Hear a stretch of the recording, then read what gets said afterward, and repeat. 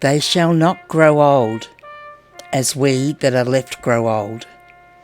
Age shall not weary them, nor the years condemn. At the going down of the sun, and in the morning, we will remember them. We will remember them, lest we forget.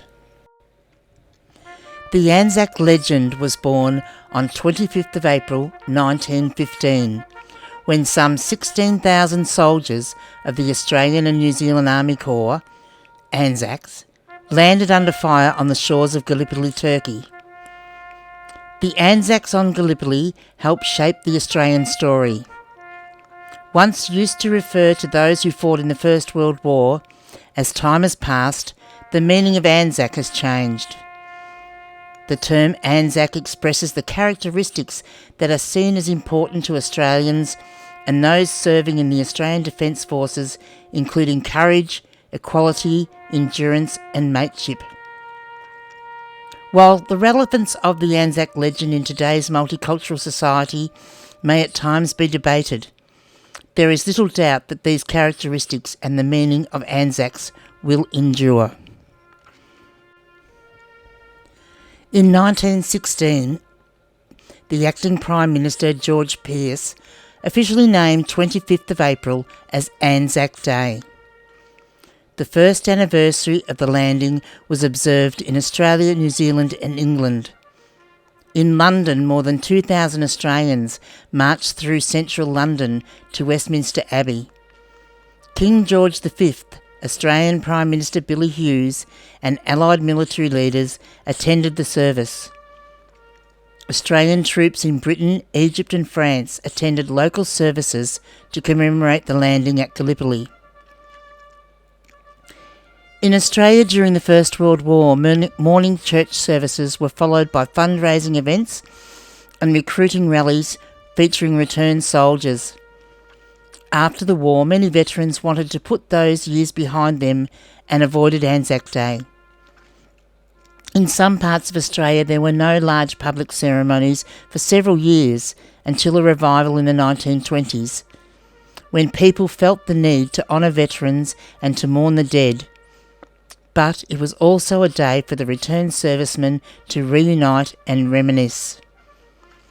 By 1927, Anzac Day was a public holiday in every state of Australia. Sometimes Anzac Day has been a vehicle for protest.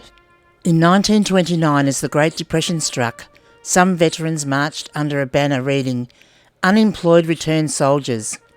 We had a job in 1914 to 18, why not now?"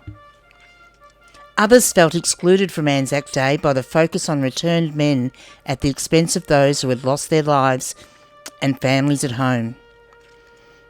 In 1938, bereaved women protested not being part of the ceremonies by joining returned soldiers at Melbourne's Shrine of Remembrance, much to the annoyance of some veterans.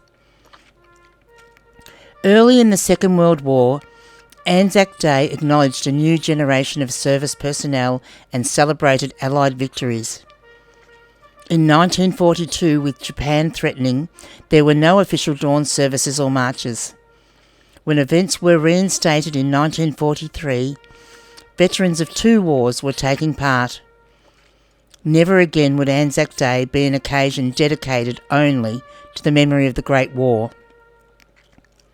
By the 1950s, after two world wars and the Great Depression, people were wearying of reminders of darker times.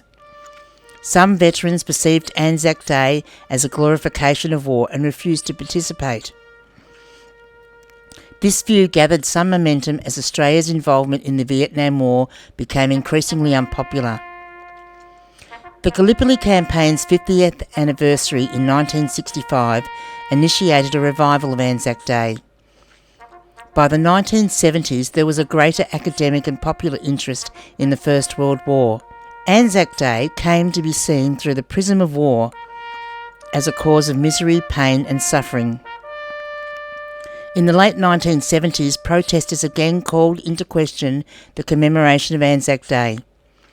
Some groups who felt excluded from the Anzac story, such as First Nation Australians, brought their experiences to the spotlight. In the 1980s, new groups were allowed to join the march, including the descendants of veterans and members of the Defence Forces of Allied nations who had migrated to Australia. Today, Anzac Day also honours those who have served through recent conflicts and on peacekeeping missions.